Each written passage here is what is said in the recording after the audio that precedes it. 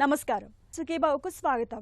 ఈ రోజు సుఖీభవలో మలి వయసులో ఉపకారం, ఆరోగ్యానికి ఎంతో మేలు, జుట్టు పలచబడిందా, మైక్రోగ్రాఫ్టింగ్ మీకోసమే, ఐసీయూలో ఇన్ఫెక్షన్ ప్రాణాలకు ఎంత ప్రమాదం, ఇంకా హెల్త్ టిప్.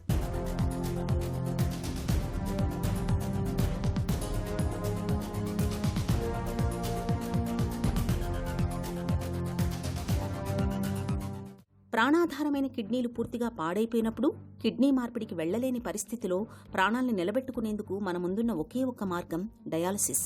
రోజు మార్చి రోజు హాస్పిటల్కి వెళుతూ కృత్రిమ యంత్రాల సాయంతో రక్తాన్ని శుద్ధి చేయించుకోవాల్సి ఉంటుంది. మన ఒంట్లో సహజ సిద్ధంగా కిడ్నీలు చేయాల్సిన పనిని బయట కృత్రిమ యంత్రాలు చేస్తుండటంతో డయాలసిస్ పేషెంట్లు చాలా వరకు అందరిలాగానే ఆరోగ్యంగా జీవించే అవకాశం ఉంది.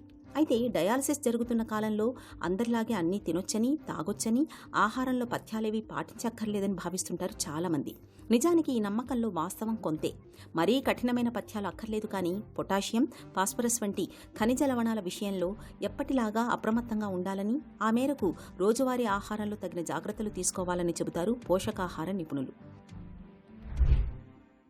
డయాలసిస్కి వచ్చేటప్పటికి కొన్ని ఆహార నియమాలు తీసుకోవాల్సిన అవసరం ఉంది.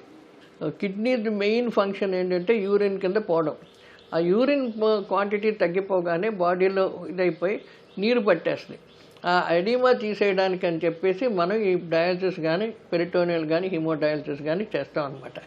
ఈ నీరు పట్టకుండా ఉండాలంటే తినే ఆహారంలో నీటి శాతం చాలా తగ్గించుకోవాల్సిన అవసరం ఉంది. అంటే మన కిడ్నీ ఫంక్షన్ బట్టి ఎంత నీరు బాడీలో ఉండిపోతుంది అది ఆలోచించుకొని దాన్ని బట్టి నీరు ఒకటే కాదు, ద్రవ పదార్థాలని చాలా మటుకు మనం కంట్రోల్ చేసుకోవాల్సిన అవసరం ఉంటుంది. ఇది ముఖ్యమైన ఇది. దీని తర్వాత ఏంటంటే ఆహారంలో చాలా మార్పులు తీసుకురావాల్సి వస్తుంది. ఇప్పుడు ఈ కిడ్నీ ఫంక్షన్ సరిగ్గా లేనప్పుడు పొటాషియము పెరిగిపోతుంది, సోడియం పెరిగిపోద్ది. అందుకని ఈ సోడియము, పొటాషియం ఉన్న ఫుడ్స్ని చాలా మటుకు తగ్గించుకోవాలి. పొటాషియము ఉన్న ఫుడ్స్ చాలా మటుకు పళ్ళల్లో ఉంటాయి. తర్వాత కొన్ని ఇప్పుడు కొబ్బరిలో ఎక్కువగా ఉంటుంది, కొబ్బరి నూనెలో ఎక్కువ ఉంటుంది. ఇలాంటి కొన్ని పొటాషియం ఉన్న ఫుడ్స్ ఉంటాయి, అవన్నీ తగ్గించుకోవాల్సిన అవసరం ఉంది. చాలా మటుకు పండ్లు కూడా తగ్గించి, అరటి పండు ఇలాంటివి తగ్గించేసి ఎక్కువగా గోవా, పప్పాయ ఇలాంటివి వాడుతూ ఉండాలన్నమాట. యాపిల్ ఎక్కువగా ఉంటే ఇది సోడియం కూడా కంట్రోల్ చేస్తూ ఉంటుంది. సో ఈ పొటాషియం సోడియం బ్యాలెన్స్ చాలా జాగ్రత్తగా మెయింటైన్ చేయాలి. డయాలసిస్ చేయించుకుంటున్నంత కాలం ద్రవాహారాల్ని, నీళ్లను సాధ్యమైనంత తక్కువగా తీసుకుంటూ ఉండాలి. ఎందుకంటే ఒంట్లో ఫ్లూయిడ్స్ ఎక్కువైతే వాటిని పంప్ చేసేందుకు మన గుండె ఎక్కువగా శ్రమించాల్సి వస్తుంది. ఈ పరిస్థితి రక్తపోటు పెరిగేందుకు దోహదం చేస్తుంది. కాబట్టి డయాలసిస్ పేషెంట్లు నీళ్లను, ద్రవాహారాల్ని సాధ్యమైనంత తక్కువగా తీసుకోవడమే మేలు. ఉప్పు ఎక్కువగా ఉండే ఆహారాల్ని బాగా తగ్గించాలి. వాటి మూలంగా దప్పిక పెరిగి ద్రవాహారాల్ని తీసుకునే అవకాశం ఉంటుంది. డయాలసిస్లో ఉన్నప్పుడు మాంసకృత్తుల్ని సాధ్యమైనంత తక్కువగా తీసుకోవాలి. మాంసకృత్తుల్ని మన శరీరం బ్రేక్ చేసినప్పుడు అవి యూరియా రూపంలో వ్యర్థ పదార్థంగా మనలో పేరుకుపోతాయి. ఇలాంటి పరిస్థితిలో తక్కువ ప్రోటీన్లు తీసుకున్నా అవి హై క్వాలిటీ ప్రోటీన్లుగా ఉండేలా జాగ్రత్తలు తీసుకోవాలి. పచ్చసొన తొలగించిన ఎగ్ వైట్లో మంచి నాణ్యమైన మాంసకృతులు లభిస్తాయి. డయాలసిస్ పేషెంట్లు వీటిని తరచుగా తీసుకుంటూ ఉండాలి. డయాలసిస్ మీద ఉన్న వాళ్ళు రెగ్యులర్గా బ్లడ్ టెస్టులు చేయించుకొని ఆ బ్లడ్ పారామీటర్స్ ఎలాగున్నాయో, పొటాషియము, ప్రోటీను ఇవన్నీ చూసుకోవాలి. వీళ్ళకి కొంచెం శక్తినిచ్చి కొంచెం ఆరోగ్యంగా ఉండడానికి మాంసకృతులు ఉన్న ఆహార పదార్థాలు ఉండాలి. అదేంటంటే ఎక్కువగా చేప తింటే మంచిది, కోడి తినచ్చు, కానీ మళ్ళీ మటన్ తినడం మంచిది కాదు. దాంట్లో క్రొవ్వు చాలా ఎక్కువగా ఉంటుంది, అది కొలెస్ట్రాల్ని కూడా పెంచేస్తుంది. కాబట్టి మటన్ తీసుకోకూడదు. అన్సాచురేటెడ్ ఫ్యాట్స్ అంటే నువ్వుల నూనె కానీ, తర్వాత కుసుమ నూనె కానీ, పల్లి నూనె కానీ, వీటిల్ని సాధ్యమైనంత మటుకు దీని కింద కోల్డ్ ప్రెస్ అంటే చిన్న లోకల్ మిషన్స్లో ఆయిల్ తీసి ఆ కోల్డ్ ప్రెస్ ఆయిల్ కింద వాడుతూ ఉంటే చాలా మటుకు క్యాలరీ సప్రెస్ అవుద్ది. అందులో ఉన్న పదార్థాలు శరీరానికి అబ్జార్బ్ అవుతూ ఉంటాయి. కోడిగుడ్డులో అన్నారు పసుపు సొన తినకూడదు, తెల్ల సొన ఒకటే పెట్టండి. తర్వాత డైట్ను కూడా పెట్టేటప్పుడు ఈ డయాలసిస్ పేషెంట్స్కి చాలా జాగ్రత్తగాను టైం ప్రకారంగా ఒక్కసారే క్వాంటిటీ ఇచ్చేయకూడదు. ప్రతి 2 గంటలకి కొంచెం కొంచెం ఇచ్చుకుంటూ ఉండాలి. ఇచ్చినప్పుడు కూడా నువ్వు నీరు ఎంత ఇస్తున్నావు, ఎలా ఇస్తున్నావు అని అది చాలా జాగ్రత్తగా మానిటర్ చేయాలి. తర్వాత యూరిన్ ఎంత వస్తుందో కూడా మానిటర్ చేయాలి. డయాలసిస్ పేషెంట్లు ఎప్పుడు కూడా పొటాషియం, ఫాస్ఫరస్ లవణాల శాతం తక్కువగా ఉన్న ఆహార పదార్థాలనే తీసుకోవాలి. రక్తంలో పొటాషియం ఎక్కువైతే గుండె వేగం పెరుగుతుంది. డయాలసిస్కు మధ్య మన రక్తంలో పొటాషియం లెవెల్స్ పెరిగే ప్రమాదం ఉంది. డ్రై ఫ్రూట్స్, అరటిపండు, మామిడి, సపోటా వంటి పళ్లలోనూ పాలు, పాల పదార్థాలలో పొటాషియం ఎక్కువగా ఉంటుంది. వీటిని సాధ్యమైనంత తక్కువగా తీసుకోవాలి. పూర్తిగా మానేస్తే మరీ మంచిది. ఫాస్ఫరస్ ఎక్కువైతే మన ఎముకల్లో నుంచి కాల్షియంను బయటకు లాగిస్తుంది. ఎముకలు గుల్లబారుతాయి. ఫాస్ఫరస్ ఎక్కువైతే చర్మానికి సమస్యల తాకిడి పెరుగుతుంది. చర్మంపై దురదలు పెద్ద సమస్యగా మారతాయి. పాలు, వెన్న, ఉడికించిన బీన్స్, వేరుశనగ, ఇతర గింజ ధాన్యాల్లో ఫాస్ఫరస్ ఎక్కువగా ఉంటుంది. వీటిని సాధ్యమైనంత తక్కువగా తీసుకోవాలి. రోజుకు అరకప్పు కంటే ఎక్కువగా పాలు తాగకూడదు. డయాలసిస్గా ఉన్న పేషెంట్స్ కూడాను చాలా జాగ్రత్తగా ఆహారం పాటించుకోవాలి. వాళ్ళకి కావాల్సిన పదార్థాలు ముఖ్యంగా రోజుకి 300 గ్రాములు పొద్దున్నుంచి సాయంకాలం వరకు గింజ ధాన్యాలు కావాలి. అవి సాధ్యమైనంత ముడి ధాన్యాలు బాగా ఇది చేసిన మైదా అటువంటివి కాకుండా సజ్జలు, తర్వాత గోధుమలు, పొట్టు ఉన్నవి తింటూ ఉంటే అది చాలా మంచిది. క్రొవ్వు పదార్థాలు అన్నది 20 గ్రాముల కంటే ఎక్కువ ఉండకూడదు. ఆకుకూరలు, మిగతా కూరగాయలన్నీను 200-250 గ్రాముల వరకు వాడచ్చు. ఈ అన్నిటికంటే ముఖ్యమైనది ఉప్పు. రోజుకి 1 టీ స్పూను కంటే తక్కువ ఉప్పు వాడాలి. ఉప్పు లేకుండా వండినా కూడా చాలా మంచి. కొన్ని కాయగూరలు వాటికి ఉప్పు కూడా అక్కర్లేదు. ఆ డయాలసిస్ టైమింగ్స్ ఎక్కువగా రెగ్యులర్గా ఉండవు. ఇప్పుడు ఆర్గనైజ్డ్ డయాలసిస్ అయితే మనకి ఏంటంటే వారానికి ఒకసారి లేకపోతే 2 వారాలకు ఒకసారి అలా చేస్తారు. కానీ బాగా దెబ్బతిన్న కిడ్నీస్ అయితే ఆల్మోస్ట్ వారానికి 2 సార్లు కూడా వెళ్ళవలసి వస్తుంది. ఇదంతా మన ఆహారం ద్వారా మనం మేనేజ్ చేయగలిగితే చాలా మటుకు కంట్రోల్ చేసుకోవచ్చండి. డయాలసిస్ జరుగుతున్న కాలంలో శరీరానికి తగినంత శక్తి లభించేలా చూసుకోవాలి. ఆహారం తక్కువగా తింటున్నప్పటికీ మనకు ఎక్కువ శక్తిని అందించేలా జాగ్రత్తలు తీసుకోవాలి. షుగరీ ఫుడ్స్, బేకరీ ఫుడ్స్కి బదులుగా తేనె, జామ్ వంటి వాటిని తీసుకోవచ్చు. అయితే ఈసరికే షుగర్ ఉంటే మరింత జాగ్రత్తగా ఉండాలి. వంటలకు వెజిటబుల్ ఆయిల్, ఆలివ్, సన్ఫ్లవర్ నూనెలను వాడడం శ్రేయస్కరం. కిడ్నీ పేషెంట్గా ఉన్నప్పుడు చాలా రకాల ఆహారాలకు దూరంగా ఉండాల్సి వస్తుంది. ఇలాంటప్పుడు చాలామంది విటమిన్లను సప్లిమెంట్ల రూపంలో తీసుకోవడానికి మొగ్గు చూపుతుంటారు. అయితే తమకు తామే సొంతంగా కొనుగోలు చేయకుండా డాక్టర్ సలహా తీసుకుని సప్లిమెంట్లను వాడుకోవడం మేలు. ఇలా అన్ని రకాలుగా తగిన జాగ్రత్తలు తీసుకుంటే డయాలసిస్ జరుగుతున్నంత కాలం ఆరోగ్యం భద్రంగా ఉంటుంది. హెల్త్ న్యూస్ మీకోసం.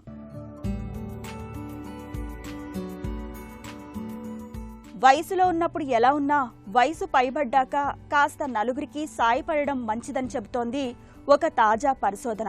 చుట్టుపక్కల వాళ్ళకి సాయపడే వృద్ధుల్లో మతిమరుపు లాంటి సమస్యలు బాగా తక్కువగా ఉంటున్నాయని పరిశోధకులు పేర్కొంటున్నారు. అమెరికాలోని యూనివర్సిటీ ఆఫ్ టెక్సాస్ కు చెందిన శాస్త్రవేత్తలు 2 దశాబ్దాల పాటు 30,000 మంది వృద్ధుల రోజువారీ అలవాట్లని, వాళ్ల ఆరోగ్యాన్ని నిశితంగా పరిశీలించారు. అయితే సేవ పేరుతో పెద్ద పెద్ద బాధ్యతలే తలకెత్తుకోనక్కర్లేదు. ఏవైనా సంస్థలతో కలిసి పనిచేయాలని లేదు. ఇరుగు పొరుగున ఉన్న వాళ్ళకి అవసరమైనప్పుడు లిఫ్ట్ ఇవ్వడం, వాళ్ల పిల్లల్ని కాసేపు ఆడించడం, చిన్నపాటి రాతకోతల్లో సాయపడడం, ఇలాంటి చిన్న చిన్న పనులు చేసినా చాలని చెబుతున్నారు పరిశోధకులు. వారానికి ఒక 4-5 గంటలైనా ఇందుకోసం వెచ్చిస్తే మేలని వాళ్ళు అంటున్నారు. ఎంతటి వారికైనా సరే వయసు మీద పడ్డాక మెదడు చురుకుదనం తగ్గుతుంది. కానీ నలుగురికి సాయపడే వారిలో ఆ తరుగుదల 20% ఉంటోందని ఈ పరిశోధకులు చెబుతున్నారు. చుట్టుపక్కల వాళ్ళకి తలలో నాలుకగా ఉండడం వల్ల కలిగే సంతృప్తి మెదడుపైన అనవసరమైన ఒత్తిడిని తగ్గిస్తుంది. ఇది మలి వయసులో ఆరోగ్యానికి ఎంతో ఉపకరిస్తుందని పరిశోధకులు చెబుతున్నారు. జుట్టు రాలడం మొదలైనప్పుడు దాన్ని ఆపేందుకు మనకు ఫినాస్టరైడ్ వంటి మందులు, మినాక్సిడిల్ వంటి లోషన్లు ఇవాళ అందుబాటులో ఉన్నాయి. అవసరమైతే PRP థెరపీ ఇంజెక్షన్ల సాయం కూడా తీసుకోవచ్చు. ఇక పూర్తిగా జుట్టు రాలిపోయి బట్టతల వచ్చిన వారికి చివరి పరిష్కారంగా హెయిర్ ట్రాన్స్ప్లాంటేషన్ సర్జరీ అందుబాటులో ఉంది. అయితే జుట్టు రాలడం ఎప్పుడో మొదలై తలపై జుట్టు అక్కడక్కడ బాగా పలుచబడిన వారికి మధ్య మార్గంగా మైక్రోగ్రాఫ్టింగ్ అనే సరికొత్త ప్రక్రియ ఒకటి అందుబాటులో ఉంది. మందులు, PRP థెరపీతో అంతగా ఫలితం లేనప్పుడు హెయిర్ ట్రాన్స్ప్లాంటేషన్కు వెళ్లడానికి ముందుగా మైక్రోగ్రాఫ్టింగ్కి వెళ్లడం ఒక మంచి పరిష్కారం అని చెబుతారు డాక్టర్లు. తలపై జుట్టును ఒత్తుగా పెంచే మైక్రోగ్రాఫ్టింగ్ గురించిన పూర్తి వివరాలను ఇప్పుడు తెలుసుకుందాం. మైక్రో హెయిర్ గ్రాఫ్టింగ్ ఇది వన్ టైప్ ఆఫ్ ఏంటంటే హెయిర్ రెస్టరేషన్ మెథడ్స్ అన్నమాట.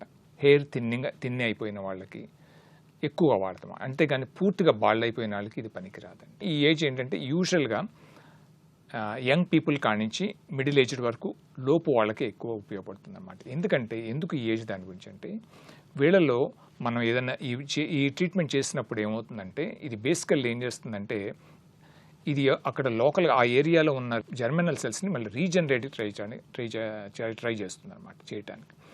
సో రీజనరేట్ అవటానికి ట్రై చేయటం అవ్వాలంటే కనుక ఒక ఏజ్ దాటితే దాని యొక్క రీజనరేటివ్ కెపాసిటీ తగ్గిపోతూ ఉంటుంది అనమాట. సో అందుకనే యంగ్ పీపుల్ కానించి కొంతవరకు మేబీ లిటిల్ థర్డ్ డికేడ్ వరకు or even maybe fourth decade వరకు కొంతవరకు ట్రై చేయవచ్చు, నాట్ బియాండ్ యూజువల్లీ. దీంట్లో చేసే మెథడ్ ఏంటంటే చిన్న మామూలు లోకల్ అనస్థీషియా ఇంజెక్షన్ ఇస్తాం ఎక్కడైనా హెయిర్ ఈ పర్మనెంట్ డోనార్ జోన్లో. ఇక్కడి నుంచి కొంత ఏరియాని తీస్తాం అన్నమాట. తీసి దాన్ని ఏం చేస్తామంటే ఒక ఎంజైమాటిక్ డైజెషన్ చేస్తారు. ఎంజైమాటిక్ అంటే ఫర్ ఎగ్జాంపుల్ ట్రిప్సిన్ అనేది one of the common things అనమాట. చాలా చాలా మోస్ట్ యూస్ఫుల్. ఏంటంటే మన బాడీలో ఒక చిన్న స్కిన్ పార్ట్ని తీసి దాంట్లో వేస్తే ఏంటంటే ఫ్యూ అవర్స్ ఇట్ టేక్స్ అనమాట. అదేం చేస్తుందంటే అవే పార్ట్స్ని అలా సెపరేట్ చేస్తూ ఉంటుంది. ఫర్ ఎగ్జాంపుల్ డర్మిస్ అంటే కొలాజిన్ టిష్యూస్ని అలా సెపరేట్ చేసి అన్ని డిజాల్వ్ చేస్తూ ఉంటుంది. డిజాల్వ్ చేసి కొన్నిటిని చేయలేదన్నమాట. ఫర్ ఎగ్జాంపుల్ కొన్ని హెయిర్ సెల్స్ని అంటే హెయిర్ యొక్క మీరు అంటే ఎక్కడైతే మన హెయిర్ మొదలవుతుందో ఆ ఏరియాని అదేం చేయలేదన్నమాట. సో ఆ ఏరియా అన్నీ సెపరేట్ డిజాల్వ్ చేస్తుంది, లిటరల్గా డిజాల్వ్ చేసి అన్నిటిని విడిగా ఇస్తుంది అనమాట. సో దీంట్లో మనకు కావాల్సిన పార్ట్ని కొన్ని మెషిన్స్ ద్వారా మనం సెపరేట్ చేస్తాం అనమాట. సెపరేట్ చేసి ఆ హెయిర్ ప్రొడ్యూసింగ్ సెల్స్ దగ్గర దాని స్టెమ్ సెల్స్ అంటారు, ఆ స్టెమ్ సెల్స్ కానీ ఆ జోన్ని కానీ తీసుకుంటాం అనమాట. ఆ తీసుకుని సెపరేట్ దాన్ని కొంచెం కాన్సన్ట్రేటెడ్గా తీసుకుని ఆ ఏరియా ఎక్కడైతే ఇంజెక్షన్ రూపంలో ఎక్కడైతే పలచబడిందో ఆ ఏరియాలో మళ్ళీ ఇస్తాం అనమాట. సో బాగా పలచబడిపోయింది అనుకోండి, మనకు కావాల్సిన క్వాంటిటీ కూడా చాలా ఎక్కువగా ఉంటుంది. అప్పుడు ఏంటంటే పెద్ద ఘాటు ఇచ్చి చేయాలి, which is not worth it. అలాగే లేదనుకుంటే కనుక బాగా మల్టిపుల్గా పంచెస్ చేయాలి టూ మచ్గా. అప్పుడు ఏమవుతుంది, there will be hair loss. అంటే ఫ్యూచర్లో హెయిర్ ట్రాన్స్ప్లాంటేషన్ చేయటానికి ఏంటంటే క్వాంటిటీ తగ్గిపోతుంది అనమాట. అందుకని లిమిటెడ్ ఏరియాస్ వాళ్ళకి ఇది బాగా ఉపయోగం, కొంచెం పలచబడి వాళ్ళకి ఉపయోగం, especially the front area, hair line zone area. So ఇటువంటి ఆ స్టెమ్ సెల్స్ ఉన్న సొల్యూషన్ని తీసుకుని ఇంజెక్షన్ రూపంలో అక్కడ ఇస్తాం అనమాట. సో ఆ విధంగా చేస్తే అప్పుడు కొంచెం దాంట్లో ఉండే డైరెక్ట్ ఇక్కడ ఉండే ఏంటంటే ఇక్కడ ఉండే హెయిర్ సెల్స్ ఇక్కడ మనం ట్రాన్స్ప్లాంట్ చేస్తున్నాం కాబట్టి డెఫినెట్గా ఇక్కడ వచ్చే ఛాన్సెస్ మట్టుకి బాగా ఉన్నాయి అనమాట. డెఫినెట్గా ఇది పీఆర్పీ కంటే కూడా మోర్ ప్రామిసింగ్ అనమాట. ఐసీయూ అంటే మనందరికీ తెలిసిందే, ఆపదలో ఉన్న మనిషి ప్రాణాలకు భరోసానిచ్చే అత్యవసర సేవల విభాగం. అయితే ఈ క్రిటికల్ కేర్ యూనిట్లో సరైన జాగ్రత్తలు తీసుకోకపోతే అడుగడుగునా పొంచి ఉండే ఇన్ఫెక్షన్లు ఏకంగా ప్రాణాలనే కబలిస్తాయి. వెంటిలేటర్పై ఉన్న రోగికి ఒక చిన్న బ్యాక్టీరియా కూడా ప్రాణాంతకంగా మారే అవకాశం ఉంటుంది. అసలు ఐసీయూలో ఇన్ఫెక్షన్లు ఎందుకు వస్తాయి? వెంటిలేటర్, క్యాథెటర్, ఐవీ లైన్లు ఎలా ప్రమాదకరంగా మారతాయి? సైలెంట్ కిల్లర్స్గా పరిణమించే ఐసీయూ ఇన్ఫెక్షన్ల గురించిన పూర్తి వివరాల్ని డాక్టర్ని అడిగి ఇప్పుడు తెలుసుకుందాం.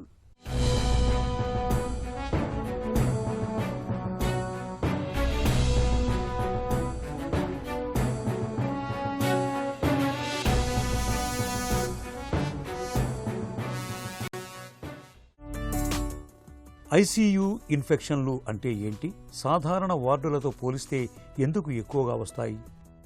ఐసీయూ ఇన్ఫెక్షన్ అంటే అండి, ఇప్పుడు మనము ఒక రోగికి హార్ట్ ప్రాబ్లంతోనో లేకపోతే బ్రెయిన్కి సంబంధించినటువంటి ప్రాబ్లంతోనో ఐసీయూకి వెళ్ళినప్పుడు ఐసీయూలో కానీ వాళ్ళకి ఇన్ఫెక్షన్ సోకితే జనరల్లీ ఏంటంటే అండి ఫస్ట్ 48 అవర్స్లో ఈ ఇన్ఫెక్షన్స్ రావండి. ఐసీయూకి వెళ్ళిన తర్వాత 48 అవర్స్ తర్వాత వాళ్ళకి కొత్త ఫీవర్ రావటము, ఇన్ఫెక్షన్ రావటము అలాంటిది ఏమన్నా ఐసీయూలో జరిగినట్టయితే దాన్ని మనము ఐసీయూ అక్వైర్డ్ ఇన్ఫెక్షన్ అంటామండి. సాధారణమైనటువంటి ఇన్ఫెక్షన్లు చూసుకుంటే ఇప్పుడు మనకి జలుబు చేయటమో లేకపోతే నిమోనియానో లేకపోతే యూరినరీ ట్రాక్ట్ ఇన్ఫెక్షనో మనకి కమ్యూనిటీలో వచ్చినప్పుడు అవి ఐసీయూ ఇన్ఫెక్షన్స్కి డిఫరెంట్గా ఉంటాయండి. సాధారణంగా బయట వచ్చేటువంటి ఇన్ఫెక్షన్స్ ట్రీట్మెంట్ ఇవ్వటం ఈజీగా ఉంటుంది. ఐసీయూలో వచ్చేటువంటి ఇన్ఫెక్షన్స్ మనం ఇచ్చేటువంటి యాంటీబయాటిక్స్కి అంత త్వరగా రెస్పాండ్ కావండి. ఎందువల్ల అంటే అవన్నీ కూడా మల్టీ డ్రగ్ రెసిస్టెంట్ బ్యాక్టీరియా వల్ల వచ్చే ఇన్ఫెక్షన్స్ ఉంటాయి కాబట్టి అవి మామూలు ఇన్ఫెక్షన్స్ కంటే కొంచెం డిఫరెంట్గా ఉంటాయండి. ఇవి వెంటిలేటర్, క్యాథెటర్, లైన్స్ వంటివి ఇన్ఫెక్షన్లకు ఎలా కారణమవుతాయి? ఐసీయూ ఇన్ఫెక్షన్స్ ఎందువల్ల వస్తాయంటే అండి, ఇప్పుడు మనము ఐసీయూలో మనము ప్రొసీజర్స్ చేసి వాళ్ళకి ఈ పైప్స్ పెట్టడం జరుగుతుందండి. ఒక్కొక్కసారి బ్రీతింగ్ డిఫికల్టీ ఉండేటప్పుడు మనం వెంటిలేటర్ మీద పెట్టడము, లేకపోతే సెంట్రల్ లైన్ అని మనం యాంటీబయాటిక్స్ ఎక్కువ రోజులు ఇవ్వటానికో లేకపోతే కొన్ని మెడిసిన్స్ ఇవ్వటానికి మనము సెంట్రల్ లైన్ అంటే మేజర్ బ్లడ్ వెజల్లోకి మనము ఈ లైన్ అనేది ఒకటి పెట్టి దాని ద్వారా మనం ఇవ్వటం జరుగుతుందండి. తర్వాత మీరు చూసినట్టయితే చాలామందికి యూరిన్ పైప్స్ ఉంటాయండి. ఆ యూరిన్ పైప్స్ వల్ల ఇన్ఫెక్షన్స్ వచ్చేదానికి అవకాశం ఉంటుంది. ఇవన్నీ ఏంటంటే ఎప్పుడైతే మనం ప్లాస్టిక్ ట్యూబ్ అనేది ఒకటి బాడీలో ఇంట్రడ్యూస్ చేస్తామో ఈ ప్లాస్టిక్ ట్యూబ్ వల్ల ఎన్ని ప్లాస్టిక్ ట్యూబ్స్ అయితే బాడీలో ఉంటాయో అంత ఇన్ఫెక్షన్ రిస్క్ అనేది ఎక్కువ ఉంటుందండి.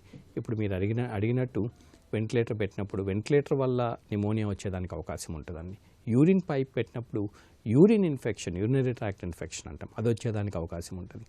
మనకి సెంట్రల్ లైన్ అనేది ఇంజెక్షన్స్ ఇవ్వడానికి పెట్టినప్పుడు బ్లడ్ స్ట్రీమ్ ఇన్ఫెక్షన్స్ వచ్చేదానికి అవకాశం ఉంటుంది.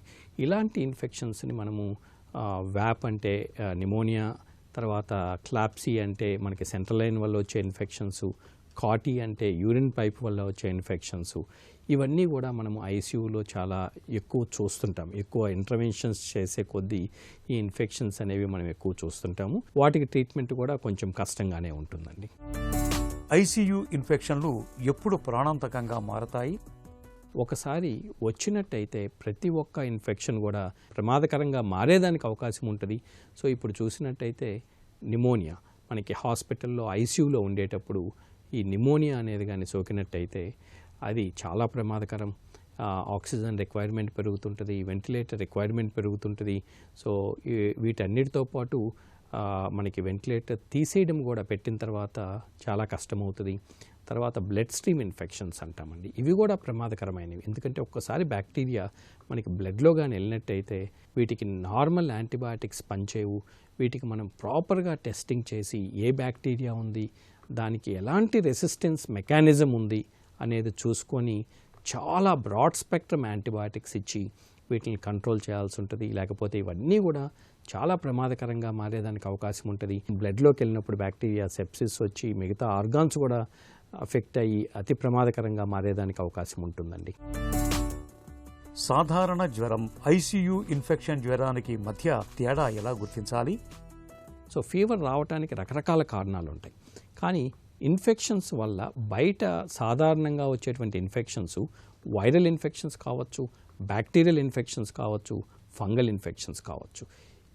ఇవి ఈ ట్రీట్మెంట్ ఇవ్వటం అనేది ఈజీగా ఉంటుందండి. ఎందుకంటే మనం ఇచ్చిన యాంటీబయాటిక్స్ ఈ కమ్యూనిటీ ద్వారా వచ్చినట్టయితే బాగా రెస్పాండ్ అయ్యి కోలుకునేదానికి అవకాశం ఉంటుంది.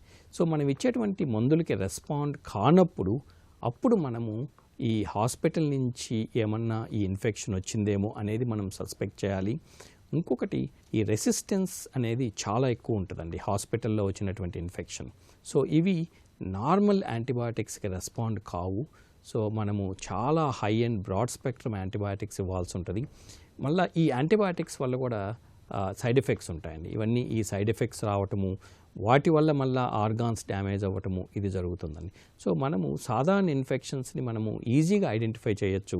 కానీ ఐసీయూ ఇన్ఫెక్షన్స్, హాస్పిటల్ ఇన్ఫెక్షన్స్కి మనకి అడ్వాన్స్డ్ టెస్టింగ్ ఉండాలి, మైక్రోబయాలజీ టెస్టింగ్ ఉండాలి, కల్చర్స్ చేయాలి, లేక ఒక్కొక్కసారి మల్టీప్లెక్స్ పీసీఆర్ అంటాం. ఇవన్నీ చేసి వాటిని ఐడెంటిఫై చేసి వాటికి తగినటువంటి అప్రోప్రియేట్ యాంటీబయాటిక్స్ ఇచ్చినట్టయితే ఈ ఇన్ఫెక్షన్స్ని కూడా మనము ట్రీట్మెంట్ ఇచ్చి కంట్రోల్ చేసేదానికి అవకాశం ఉంటుందండి.